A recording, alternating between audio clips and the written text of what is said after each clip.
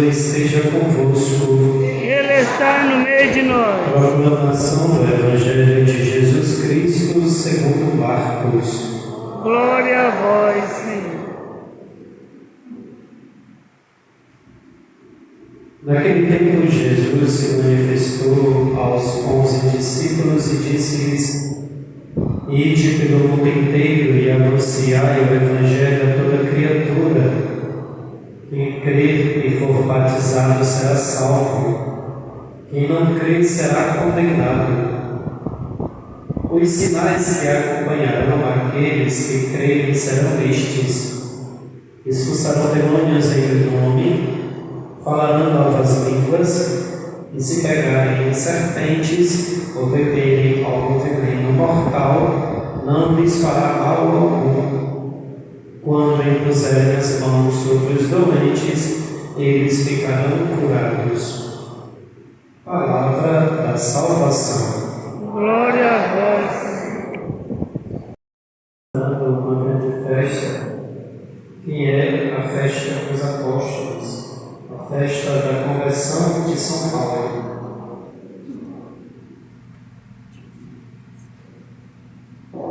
Às vezes nós podemos nos perguntar: o que seria de nós se estes homens, estes 12 homens, não tivessem a coragem de seguir à risca o que Jesus mandou fazer?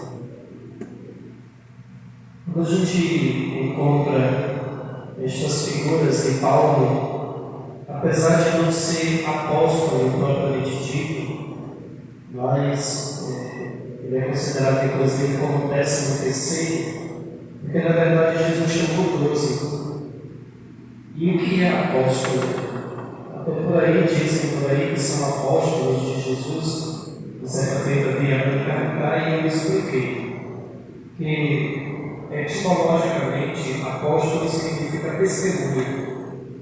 Então, os apóstolos são apenas 12 que Jesus escolheu para viverem com ele e testemunharem tudo aquilo que Jesus estava ensinando e fazendo. E Jesus não tinha pretensão de que eles depois escrevessem livros. Na verdade, o que Jesus queria era que eles fossem as testemunhas populares, ou seja, eles viram tudo aquilo que está escrito nos Evangelhos. Paulo, como nós vimos pela primeira leitura, ouvimos pela primeira leitura, Paulo ele teve uma conversão chamada de conversão tardia. A experiência de Paulo com Jesus já foi o chamado então experiência pós-pascal, ou seja, tudo Jesus já tinha feito, realizado, ensinado para os discípulos, para os apóstolos. Jesus já havia morrido e ressuscitado. E aí já começaram a formar pequenas comunidades cristãs. E Paulo, por ele ser um intrépido judeu, e os judeus viam no cristianismo uma ameaça, então eles começaram a matar os cristãos. E Paulo foi um que matou muitos cristãos. Ele estava com uma carta dada pelo governador para ele matar todos os cristãos que ele visse pela frente. E ele estava indo para Damasco, porque lá estava tendo uma grande concentração de cristãos, e ele estava indo lá para matar. Por isso que a festa de hoje é chamada da festa de conversão de São Paulo, e diz então que ele caiu do cavalo. Mas não é que ele antes tivesse montado em um cavalo e ele tomou um tombo e caiu. Aqui o cavalo simboliza a potência do governador. E neste sentido, o cavalo simboliza também a grande força que os judeus estavam tendo contra os cristãos. E aqui já estava acontecendo uma grande união entre o Império Romano e a alta corte dos judeus para matar os cristãos. Então, por que Paulo cai do cavalo? A gente poderia voltar ali para a festa do dia 26 de dezembro, que é a festa do Matatias, assim chamado, de Santo Estevão, que foi o primeiro mártir que morreu depois de Jesus. E segundo conta a narrativa dos Atos dos Apóstolos, quando Estevão estava sendo apedrejado, jogaram um manto aos pés de um jovem chamado Paulo. Quando Paulo, então, recebeu o manto, ele ainda tinha o nome de Saulo, e ali também ele recebeu o manto de Estevão, veio a pergunta: o que fizeram o homem morrer? Dar a vida por causa do nome de uma outra pessoa.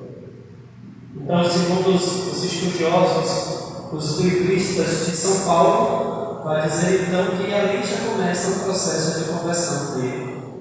E é por isso então, quando ele estava indo para Damasco, ele então tem uma visão, e pleno meio-dia ele começa a ter uma pequena visão e os seus olhos ficaram como que com escamas, né? Ou seja, via as coisas muito bem passadas, e ele então teve uma visão beatífica de Jesus, que ele chama: Saulo, Saulo, por que me persegues? Ele não estava perseguindo a Jesus, ele estava perseguindo os cristãos.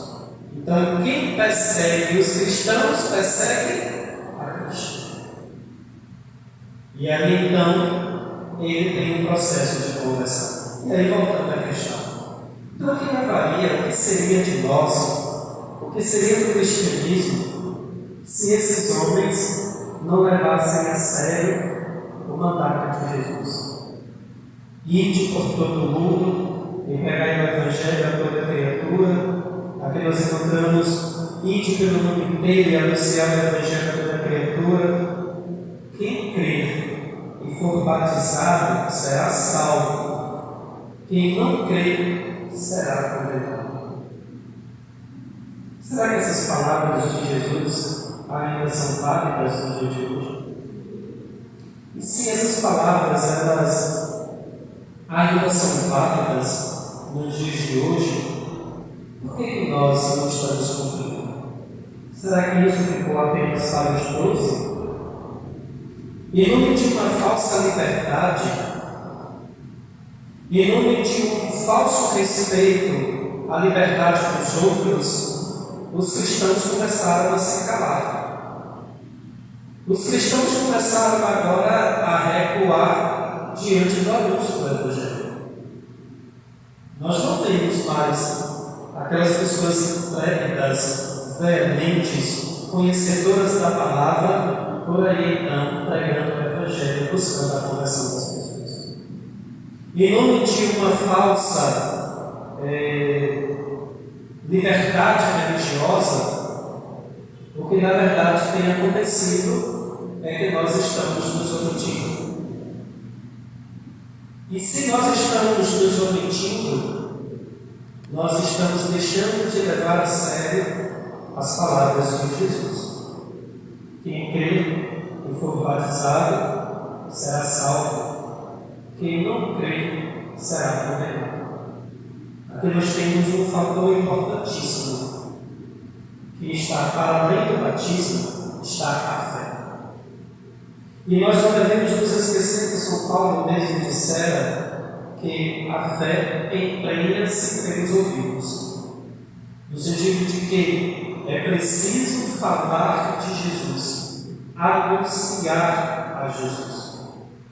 Infelizmente, existem muitas pessoas que querem justificar a sua ausência na igreja pela falta de testemunho dos cristãos, que dizem assim: eles falam uma coisa, mas fazem outra. Mas aí vem uma pergunta: a força da conversão está apenas ou exclusivamente no testemunho das pessoas? E onde está então a graça de Cristo? Onde está a graça de Deus que favorece a conversão das pessoas? O testemunho deve ajudar, de fato, nos auxilia no processo, Mas nós não devemos nos esquecer que para que uma pessoa se converta não basta apenas o teu testemunho. É a graça de Deus que deve agir. Por quê? Porque a conversão das pessoas não é um mérito de quem anuncia o Evangelho. A conversão das pessoas não é um mérito daquele que fala do Evangelho. A conversão de cada pessoa está na graça de Deus que encontra acolhimento naquela pessoa que escuta. Claro que é preciso e que se faz também necessário que aqueles que anunciem deem um testemunho. Mas dar o testemunho também não é o mérito da pessoa, dar o testemunho também é graça de Deus.